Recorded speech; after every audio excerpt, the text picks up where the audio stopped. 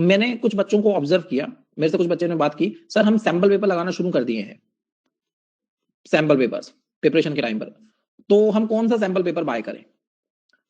ये सीधे क्वेश्चन। मेरा क्वेश्चन उनसे रहा कि आपके क्या बेसिक कॉन्सेप्ट सारे कवर हो गए? Have you completed your entire syllabus? Foundation के सिलेबस आपका जो बुक में है वो सब कंप्लीट हो गया? उनका जवाब था नहीं सर, अभी 2 चैप्टर बचे हैं। मैंने कहा तो सैंपल पेपर सॉल्व करके क्या ही उखाड़ लोगे? पहली बात तो है, पहली एडवाइस मेरी आपसे यही रहेगी, first of all cover your 12 chapters. जो आपके बेसिक 12 चैप्टर्स हैं उनको डिटेल में कवर कर लीजिए और उसके लिए डेडलाइन सेट कर दीजिए। मैं आपके लिए आज बना देता हूं, 15 दिसंबर से पहले पहले आपके सारे चैप्टर्स कवर हो जाने चाहिए। तब तक no sample paper, no previous year paper, सबसे पहले बेसिक सिलेबस कवर कर लीजिए। फर्स्ट स्टेप आपका ये रहेगा। अभी तक आपने बिल्कुल भी नहीं पढ़ाई की है तो भी मैं आपको प्लान बता देता हूँ।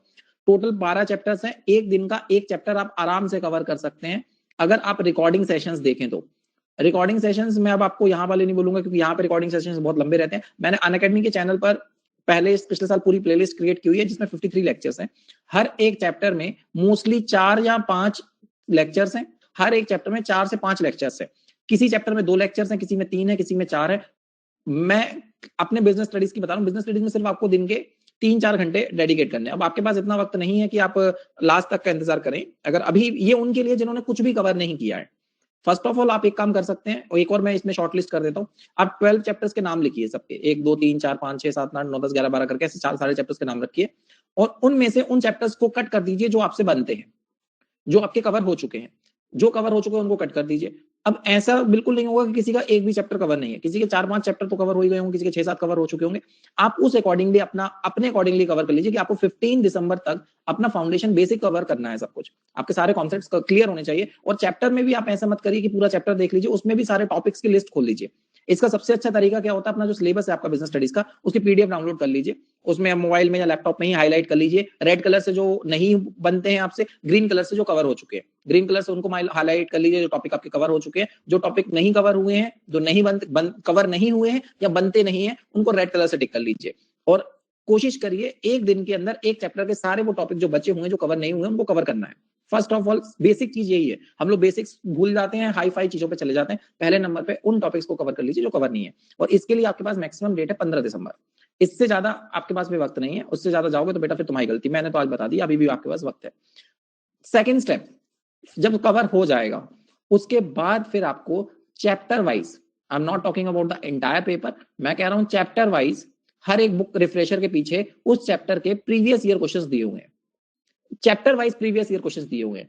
एक दिन में आप एक चैप्टर के सारे प्रीवियस ईयर क्वेश्चंस कवर कर सकते हो अगर आप 1 घंटा भी डेडिकेट करते हो एक चैप्टर के लिए। तो 12 दिन में आपके 12 ही चैप्टर के प्रीवियस ईयर क्वेश्चंस कवर हो जाएंगे। मेरा इतना एक्सपीरियंस है कि एक चैप्टर में मुश्किल से मुश्किल आपके 15 से 20 क्वेश्चंस निकलेंगे और 15 से 20 क्वेश्चंस को पढ़ने में और उनको सॉल्व करने में और उनको लिखकर प्रैक्टिस करने में आपका 1 से 2 घंटे से ज्यादा वक्त नहीं लगेगा। तो आप बाकी सब्जेक्ट्स को भी टाइम डेडिकेट कर पाओगे उसके बाद, और अपने बिजनेस स्टडीज के प्रीवियस ईयर क्वेश्चंस भी कवर कर लोगे। तो समराइज करें, 15 दिसंबर तक आपको अपना बेसिक कोर्स कवर करना है। 15 दिसंबर से लेकर 31 दिसंबर से पहले 15 दिन में से 3 दिन मैंने फिर एक्स्ट्रा दे दिए आपको। यहां पर प्रीवियस ईयर क्वेश्चंस, वो भी चैप्टर वाइज वाले वो सॉल्व करने हैं। ओके, अब आपने प्रीवियस ईयर क्वेश्चंस के सारे चैप्टर सॉल्व कर लिए, चैप्टर वाइज आपको सारे क्वेश्चंस बनने लगे होंगे। अब आपको 1 जनवरी से 10 जनवरी तक, बेटा आपके लिए ना कोई न्यू ईयर है इस बार, ना ही तुम्हारे लिए कोई वैलेंटाइन डे है। इन चक्करों में बचे रही हो। ना तुम्हें न्यू ईयर मनाना है, ना वैलेंटाइंस डे मनाना है, और ना ही तुम्हें क्रिसमस मनाना है। तुमको अपनी पढ़ाई करनी है, ठीक है। इन चक्करों में पढ़ोगे तो तुम अपने 2 दिन बर्बाद करोगे, और 2 दिन उसकी तैयारी में पहले बर्बाद करोगे, 2 दिन उसकी फीलिंग के बाद में बर्बाद करोगे। तो इन सब चक्करों में ना पढ़ना। मैंने बता दिया 15 दिसंबर तक आपका बेसिक कोर्स, 15 दिसंबर से 31 जनवरी तक previous year question chapter wise. उसके बाद अच्छा, चैप्टर वाइज अगर वो क्वेश्चन ना बने ना, तो आपका क्या फर्ज बनेगा, पीछे चैप्टर में जाएं, उसी चैप्टर को पढ़ रहे हैं, फिर से एक बार उस कॉन्सेप्ट को पढ़ लें। जिस कॉन्सेप्ट का क्वेश्चन आपका प्रीवियस ईयर का आपसे नहीं बन रहा है, उस कॉन्सेप्ट को एक बार फिर से पढ़ लें, ताकि आपका दोबारा रिवाइज भी हो जाएगा। तो यहाँ पर जब 31 दिसंबर तक आपने प्रीवियस ईयर क्वेश्चन सॉल्व कर लिया, फिर 1 जनवरी से लेकर 10 जनवरी तक डेली एक paper, 1 previous year question paper. फिर से मैं बता रहा हूं, previous year question paper, not sample paper. कब का पेपर उठाओगे सबसे पहले, 2011 का अगर मिल जाए तो, नहीं तो 2012, फिर 2013। इनके पेपर्स भी अगर आपको चाहिए तो वो भी मैं पीडीएफ आपको एक ब्लॉग में बनाकर डाल दूंगा। आपको नहीं हो आपके पास तो ये सारे पेपर्स मेरे पास अवेलेबल हैं। तो 2016, 2017, 2018 और 2019, 19 के बाद शायद पेपर नहीं हुआ था, 20-21 में, 2022 में पेपर हुआ है आपका। हाँ, तो 2022, तो ऐसे आपके पास टोटल मिला के 9 पेपर्स बनेंगे या 8 पेपर्स बनेंगे। तो 10 दिन में आपको 8 प्रीवियस ईयर पेपर सॉल्व करने हैं। 1 जनवरी से 10 जनवरी के बीच में कोई गैप लेना चाहो तो ले सकते हो, लेकिन 8 प्रीवियस ईयर पेपर सॉल्व करने हैं।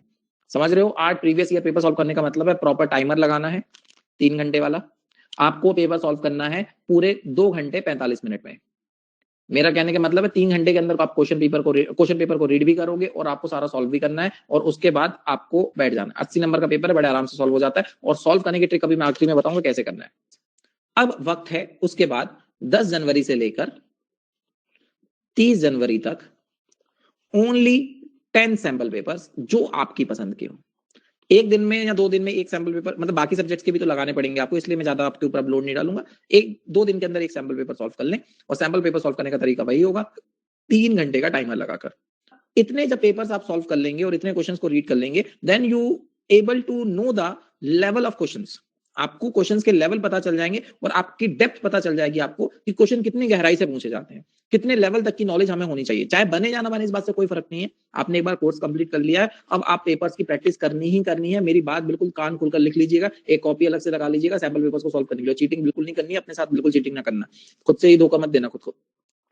अब जब आप 10 सैंपल पेपर और 8 प्रीवियस ईयर पेपर लगा लोगे, आपको क्वेश्चंस के लेवल पता चल जाएंगे, आपको ये भी पता चल जाएगा कि कितनी डिटेल में हमें उन चीजों को पढ़ना है। नोट्स अब फाइनली मैं आपको 1 फरवरी से ये बोलूंगा, 1 फरवरी से डेली 1 चैप्टर या 2 चैप्टर रिवाइज करते जाओ, फिर से डिटेल में रीड करते जाओ, हर एक बुक से रीड करते जाओ, हर एक चैप्टर से रीड करते जाओ, और मोस्ट केस स्टडीज जितनी जहां से मिले वहां से केस स्टडीज को सॉल्व करते जाओ। डेली के 2 घंटे निकालो, डेली के 2 घंटे निकाल के chapter wise case study solve करते जाओ। पहले चैप्टर रिवाइज कर लिया, पूरा पढ़ लिया, फिर उसके चैप्टर की केस स्टडीज उठाए, जितनी मिली उतनी प्रैक्टिस की, जितनी मिली उतनी प्रैक्टिस की। उसके बाद ऐसा करते करते आपको 10 फरवरी तक आपका पहली बार रिवीजन हो जाएगा, और अगर एग्जाम नहीं आए तो 10 से 20 फरवरी तक दूसरी बार रिवीजन हो जाएगा। ऐसा नहीं पेपर फिर से नहीं आया तो 20 फरवरी से 28 फरवरी तक आपका तीसरी बार रिवीजन हो जाएगा। 3 revision are more than enough to score the 95% marks in the exam. Revision का मतलब ये है कि पढ़ना बस नहीं है, लिखना भी है उन क्वेश्चंस को जो आप सॉल्व कर रहे हो। चैप्टर पढ़ना है और क्वेश्चंस लिखने हैं केस स्टडीज के, पूरे पूरे आंसर लिखने हैं। अगर 5 मार्क्स का पूछा गया है तो आपको 5 मार्क्स के जितना ही लिखना है, जितना आप एग्जाम में 5 मार्क्स के लिए लिखोगे।